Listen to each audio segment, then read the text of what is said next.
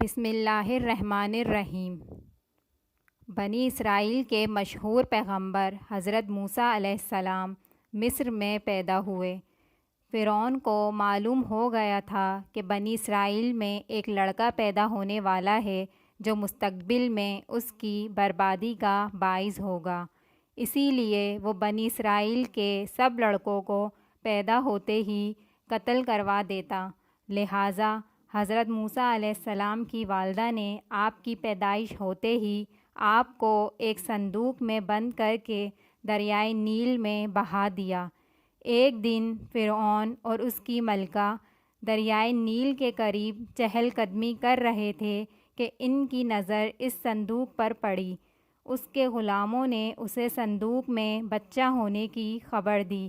فرعون نے اسے ختم کرنے کا حکم دیا، لیکن اس کی ملکہ نے اسے روک دیا اور اس بچے کو یعنی حضرت موسیٰ علیہ السلام کو اپنے ساتھ لے گئی اور انہیں بطور فرزند پالا۔ بڑا ہونے پر انہوں نے ایک قطبی کے مقابلے میں بنی اسرائیل کی حمایت کی، جس میں قطبی مارا گیا۔ اس پر آپ مصر چھوڑ کر مدین پہنچے، جہاں آپ کی ملاقات حضرت شعیب علیہ السلام سے ہوئی اور انہوں نے آپ کو اپنے گھر میں رکھا اور اپنی بیٹی کی شادی آپ سے کر دی۔ 12 برس کے بعد آپ اپنی اہلیہ کے ساتھ واپس آ رہے تھے تو وادی طویٰ میں اللہ تعالیٰ نے آپ سے کلام کیا اور آپ کو پیغمبری عطا ہوئی۔ ان کو فرعون کی ہدایت کے واسطے متعین کر دیا گیا اور عصا اور ید بیضا کے معجزات عطا ہوئے۔ فرعون اپنے جادوگروں کو ان کے مقابلے میں لایا، مگر وہ سب خود کو حضرت موسیٰ علیہ السلام کے مقابلے سے عاجز آ کر ایمان لے آئے۔ بعد ازاں آپ بنی اسرائیل کو لے کر مصر روانہ ہوئے۔ راستے میں دریائے نیل پڑتا تھا۔ یکم ربیع کے تحت آپ نے اس پر عصا مارا اور وہ 2 حصوں میں تقسیم ہو گیا اور دریا میں ایک راستہ بن گیا۔ فرعون بھی ان کے تعاقب میں چلا آ رہا تھا۔ جب وہ دریا پر پہنچا اور ایک راستہ بنا پایا تو بلا جھجک آپ کے پیچھے ہی اپنے لاؤ لشکر سمیت ہی دریا میں اتر گیا۔ حضرت موسیٰ علیہ السلام اپنے لشکر سمیت دریا کے اس پار اتر گئے، جبکہ فرعون اپنے ساتھیوں سمیت دریا میں غرق ہو گیا۔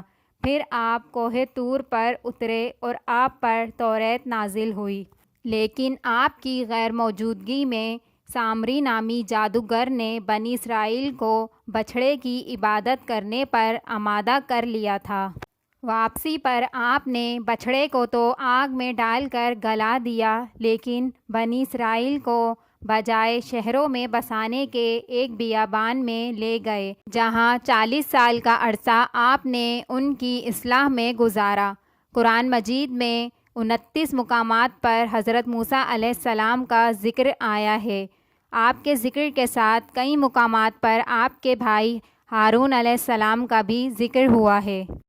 قرآن مجید میں جہاں فرعون کے ڈوبنے کا ذکر کیا گیا ہے، وہاں یہ بھی بتایا گیا ہے کہ فرعون نے ڈوبتے وقت نہایت عاجزی سے اپنی عبودیت کا اقرار کیا اور معافی مانگی، مگر اب معافی کا وقت ختم ہو چکا تھا۔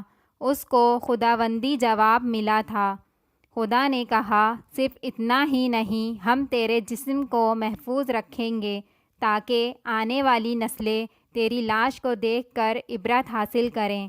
چنانچہ ہزاروں سال بعد اسی فرعون کی لاش دریائے نیل سے مل گئی تھی، جس کے بعد آثار اور علامات دیکھ کر طبقات الارض کے بڑے بڑے سائنسدانوں نے متفقہ طور پر فیصلہ دیا کہ یہ وہی فرعون ہے جو موسیٰ علیہ السلام کے زمانے میں ان کا تعاقب کرتے ہوئے دریا میں غرق ہوا تھا۔